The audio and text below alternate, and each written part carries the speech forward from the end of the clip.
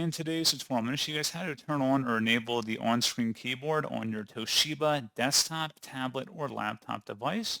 So this should hopefully be a pretty straightforward process here, guys. And without further ado, let's go ahead and jump straight into it.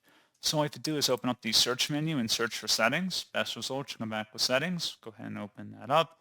Select accessibility on the left panel, and then on the right side, just scroll down underneath interaction and select keyboard.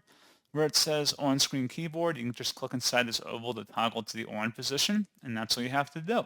So pretty straightforward process, guys, and as always, thank you for watching. I do hope that I was able to help you out, and I do look forward to catching you all in the next tutorial. Goodbye.